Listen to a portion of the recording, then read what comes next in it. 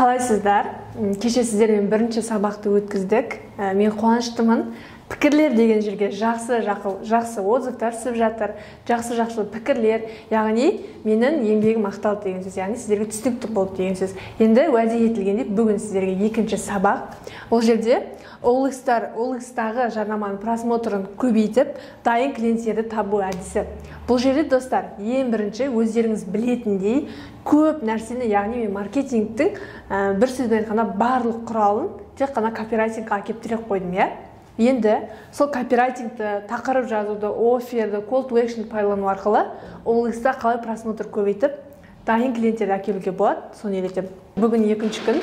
Менің командамдағы бір командада жұмыс жасайтын достарым маған былай айтады: "Опан, ұзақ сабақ түсірмей-ақ қой, 1,5-2 сағат 40 минут түсіретін болсаң, бұл шолу сабақ болғандықтан адамдар жалығып кетеді. Сондықтан ең маңызды деген нәрсені нені білу керек, соны берсең болды. 15 минут, 20 минуттық сабақ жеткілікті" деді. Сондықтан мен өзімнің ұсынатын 3 күндік сабағында, кешегі көрген сабақтарыңыздай 15 минут, 20 минуттан ғана ұсынатын боламын.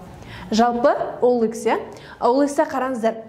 Бірінші суреттегі жарнаманы қарасаңыздар, бұл жерде мүлде тақырыбы және ешқандай просмотры да аз, 180 просмотр көріп тұрсыздар, суреттері де өзінің талаптарына сай емес. Ал мұнда екінші, төмендегі жарнаманы қарасаңыздар, адамдар қалай іздейді, соны көрсетіп тұр.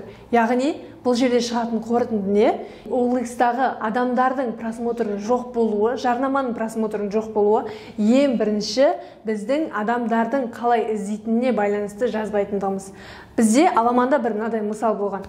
Оффер жазу кезінде барлығына, яғни мен былай жасайсыздар, адамның қажеттілігін анықтайсыздар, ерекшелігін анықтайсыздар деп осылай үйреттім. Бірақ бір кісі маған жарнамасын жіберді, қарасам, тақырыбы балаңызды қуантыңыз деп жазып қойыпты. Көрдіңіз ба? Сол сияқты, егер де сіздерден бірінші жарнамадағыдай просмотр аз болса, демек сіздің жарнамаңызда бір проблема бар деген сөз. Демек, адамдар бізде қалай іздейді, барынша солай жазу керек. Мысалға, сіз жиһаз жасайсыз делік, адамдар жиһазды қалай іздейді? Адамдар ең алдымен жиһаздарды заказға деп іздейді, жиһаздарды гарантиясымен деп іздейді, жиһаздарды жаңағы адамдардың тәжірибесімен, яғни жасайтын адамдардың тәжірибесімен іздейді. Демек, бізде екінші жарнамамыз соған сай келіп тұр. Және бұл жерде ең бірінші тағы да айтылатын нәрсе кілт сөздер. Кілт сөздер дегеніміз, қараңыздар, адамдардың іздеуімен қатар, мына жерде оптом, склад, завод деген сияқты адамды өзіне жарнаманың сыртынан тартатындай арнайы сөздер тұр.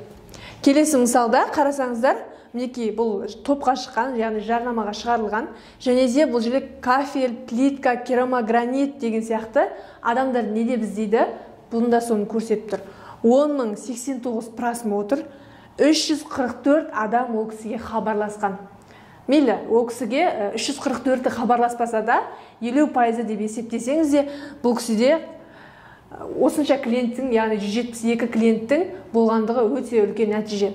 Және келесі, керамогранит, бұл жаңағы мен айттым. Қалай іздейді бірінші? Екінші, кілт сөздер. Кілт сөздер бұл жерде қанша теңгеден басталатындығы. Яғни, бұл жерде сіздің тауарыңыз арзан болса, менің тауарым нарықтағы тауардан арзан, немесе ең төмен баға деген сөздер қажет емес. Бұл жерде қанша теңгемен басталатындығы жазылып тұр. Адамдардан мындай сұрақ болады да: "Опан, бізде ассортимент көп, қайсының бағасын жазамыз?" деген сияқты. Сізде ассортимент көп болса, ең төменгі баға қанша теңге, сонша теңгеден бастап жазасыз. Бұл бірінші мысал, Екінші мысалын қараңыздар. Бұл жерде тақырыбын қарасаңыздар, бағасымен келісеміз деп тұр. Адамдар не іздейді, қалай іздейді, оны ешқандай қызықтырып тұрған жоқ. Және соңындағы просмотрды қарасаңыздар, бар болған 49. Мұндай нәрседе сіздер, мен айттым, жарнама шығынын көбейтпей деген сияқты. Сіздер мынадай тақырыпқа қанша жерден сіздер үйіп төгіп ақша салсаңыздар да, адамдар сіздерді іздемейді. Адамдар сіздерді таппайды. Өйткені сізде мына жерде велосипед деген сөз жоқ. Тақырыбында мінекей көрдіңіздер ғой. Бұны OLX-та описание деп емес, заголовок деген жерінде осы тақырып жазылып тұрады. Келесі мысал, қараңыздар, велосипед Қазақстан шоссейный деп тұр. Бұл жерде де просмотр 20 ғана, ешқандай жарнаманың мәтіні жоқ. Адамдардың, мен айтқандай, кілт сөздері жоқ, адамдардың толығымен қалай іздейтін варианттар жоқ. Мысалға, адамдар велосипед, спортивный велосипед деген сияқты түрлі форматта іздейді. Демек, мен айтқандай, бірінші ереже адамдар не деп іздейді, соны жазамыз. Екінші ереже кілт сөздерді қолданамыз. Енді OLX үшін маңызды элементтер бар. Жалпы сатылым сүзгісі деген нәрсе болады. Әрине, мен үлкен тема, оны мен қазір 2 жылдан бері өзімнің тренерствома қатысқан адамдарға және аламанда осыны көрсетіп, үйретіп жүрмін, бірақ аз уақыттың ішінде оны түсіндіру мүмкін емес, бірақ сіздерге сол маңызды ақпараттар, маңызды жерлерін көрсетейін. Жалпы сатылым сүзгісі деген, ол сіздер клиенттерін қай жерден жоғалтып жатырсыз. Клиенттер, мысалы, сіз жарнаманы қойдыңыз, сізде 1000-даған, 2000-даған просмотр бар, бірақ сатылым жоқ, ондай жағдайлар болады. Ал қай жерден минус келіп жатыр, оларды қалай клиенттерді ұстап қалу керек, қай жерді дұрыстау керек, осының барлығын көрсететін сатылым сүзгісі деген құрал бар. Ал сіздерге ауыр болмасын, жеңіл түрде, жеңіл форматта түсіндірейін. Ең бірінші ККК, яғни көп кісіге көрсету керек. Жарнамаңыздың көп кісіге көрсетілуі. Бұл дегеніміз, жарнаманы көп кісіге көрсету үшін не істеу керек? Сізде мықты тақырып болу керек және ақылы алаңға салу керек. Офер, ақылы алаң және офер. Осыны жаттап алыңыздар. Екінші ККХ. Бұл жерде мықты копирайтинг болады, яғни жарнаманың мәтіні. Енді копирайтингті жалпы жазудың 3 түрлі тәсілі бар. Қазіргі таңда ең трендтегі әлемдік мировой компаниялар осы тәсілдерді қолданады. Енді олардың барлығы толық курста үйретілетін болады. Сіздерге жай ғана 3 түрі бар екенін айтып кете кетейін. Копирайтинг және де іс-әрекетте тұрған сурет. Мысалға, сіздер сурет қойған кезде көлік сатқыңыз келеді, көліктің ақ фондағы сурет оған керек емес, ешкімге керек емес. Адамдар оған сенбейді. Көлік қалай бар, солай түсіру керек. Мысалға, көйлек сатасыз делік, көйлекті де жай ғана вышивкаға іліп қойып, немесе манекенде тұрған керек емес, оны адамның жаңағыдай боянып, шашын дұрыстап, әдемілеп тұрған қызын, яғни соның суретін қою керек деген сияқты. Екінші ереже осы. Үшінші ереже көп кісі алады.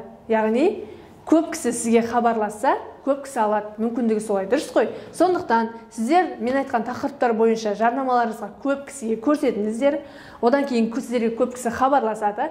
Ал сіздерге қаншалықты көп клиент хабарласа, соншалықты көп клиент сіздерден сатып алатын болады. Достар, мен ақпараттың пайдалы болғанына сенімдімін сіздерге, және осы тәсілдерді алдағы уақытта қолданыңыздар. Қазір кімде OLX-та жарнама тұр, соны ашып, мен айтқан бойынша дұрыстаңыздар.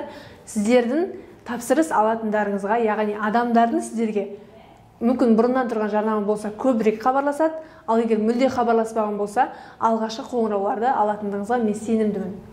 Енді келесі тағы да бізде мықты тақырып болу үшін 2 түрлі нәрсе рөлденеді. Жалпы мен ең мықты бір кейсімді айта кетейін. Осы 2 тәсіл арқылы аламанға қатысқан бір қыз, менің сабағымнан кейін, яғни ол қызбен 15 ақымен жұмыс жасадық. Мен оған былай жасайсың, былай тақырып дұрыс, былай жасаң дұрыс болады деп осылай кеңес бердім. 15 минуттың ішінде жұмысымыз аяқталды. Одан кейін ол түрлі тақырыптармен мен айтқан бойынша жазып шықты. Нәтижесінде 10 миллион теңге таза табыс болатын тапсырысқа заказ алды. Яғни BI групптан хабарласты. Ол 10 миллион теңге табыс тек қана бір қаладан ғана. Ал BI группта олармен 4 қаламен договорға отырды. Яғни 40 миллион теңге табыс деген сөз. Сондықтан достар, копирайтинг жазуды үйрену үшін, жарнаманы жасау үшін, табыс табу үшін, кәсіпкер болу үшін ешқандай күрделі нәрсе жоқ. Жай ғана жазылған схема бар. Соны жасасаңыздар болды, Оферім дұрыс шықпай жүрген кезінде Ұлпан ханыммен кездестім. Ұлпан ханымның маған сол 10-15 минуттың ішіндегі маған берген кеңесінен мен қазір 10 миллионнан асқан табыстар тауып жатырмын. Мен оның алдында жазып жүрген оферім дұрыс болмады. Мен оферде бригада сантехников, 25-летним стажем солай жазып жүргенмін. Маған Ұлпан ханым айтты, не жасайсың объемны жұмыстардан? Мектепке бөлек жаз, ЖК-ға бөлек жаз объемдардың солай нақты атауына тоқталып, солардың өздеріне офер жазып шығасын деді. Солай бойынша жаздым, и маған қоңыраулар, звоноктар солай. Міне бірінші сегмент, екінші жеке подход. Мен енді подход деп айттым, сіздерге барлықтарыңызға түсінікті. Сегмент дегеніміз, жалпы біз қандай классқа жұмыс жасаймыз. Кейбір адамдардың тауары арзан, яғни эконом классқа, кейбірінікі стандарт, яғни орта топтағы адамдарға, кейбіреулерінікі мүлде жоғары VIP, VIP класстарға болады. Ең алдымен сіздің тауарыңыз, немесе қызметіңіз қай классқа арналған, соны таңдап аласыз өзіңізге. Мен неге бұны айтып жатырмын? ағылшын тілі болсын, ағылшын тілі курстары болсын, ұбт курстары болсын, киімдер болсын, аяқ киімдер болсын, кез келген нәрсе осындай 3 түрлі сегментке бөлінеді. Енді бұл жерде қараңыздар, егер сіздің аудиторияңыз, яғни эконом класстар, ақшасы аз адамдар болатын болса, онда оларға нарықтағы бағадан сіздің өніміңіздің арзан болғандығы маңызды. Дұрыс қой? Ал VIP класс болса, оларға сіздің арзандығы, қымбаттығы маңызды емес, оған сапасы, жасалу уақыты немесе доставка деген сияқты сол заттар маңызды. Сондықтан бірінші сегментті анықтап алыңыздар. Жақсы ма? Соған қарап жаза бересіздер. Сегментте енді мына нәрсені ескере кетейік. Мысалға, егер сіздің тауарыңыз, мысалға сіз тағы да жиһаз мысалмен келтірейін, жиһаз жасайтын болсаңыз, онда жарнамаңыздың соңына VIP класс деп жазып кету керек. Яғни сізді ақшасы жоқ адамдар мазаламайтын болады. Бұл дегеніміз сіздің әрбір уақытыңыз бағалы, сондықтан мынандай нәрсені түсіну керек та. Егер сіз жиһаздарыңыз кемі 3 миллион теңгеден жоғары жасайтын болсаңыз, сізге 200 мың теңгесі бар адам тапсырыс бермейді. Сондықтан сегмент маңызды. Келесі жеке подход. Бұл дегеніміз сіздің целевая аудитория деп айтады. Сіздер естіген боларсыздар, осы уақытқа дейін сіздің тауарыңызға қызығушы, сіздің тауарыңызды тұтынушы адамдардың тізімі, яғни бізде менен алуы мүмкін адамдар деп айтамыз. Қазақша біз өзіміз аударып, осыны адамдарға солай түсіндіріп жүрміз. Енді қараңыздар, сіздер мысалға ағылшын тілін мысалмен келтіріп кетейін. Ағылшын тілін сіз үйрететін курс бар сізде делік. Сізде кім оқиды? Студенттер оқуы мүмкін, оқушылар оқуы мүмкін, жұмыс жасайтын адамдар оқуы мүмкін, бір жұмысқа орналасу үшін. Келесіде кәсіпкерлер оқуы мүмкін деген сияқты. Өйткені олар шетелге шығады, ол кісілерге деловой, яғни іскерлік қарым-қатынаста ағылшын тілін меңгеру керек болады. Енді не істейміз? Біз әрқайсысына жеке-жеке, яғни жеке-жеке ұсыныс жазамыз. Студентке маңызды не нәрсе, оған бағасы. Ата-анаға маңызды не нәрсе, баласының деңгейін көтерілгендігі маңызды. Бизнесменге не маңызды? Оларға өзінің ағылшын тіліндегі деңгейін қысқа уақыттың ішінде, яғни шетелге кеткенше көтеріп алу. Яғни жеке подход. Әр аудиторияға жеке-жеке жарнама жіберсеңіздер, сіздерге келетін клиенттердің барлығы, яғни сатып алуға дайын болып келеді. Бізде жаңағы көрсеткен Наргизаның мысалы дәл осылай жасалған болатын. Ол кісі мектептерге, яғни сантехникалық қызметпен айналысты.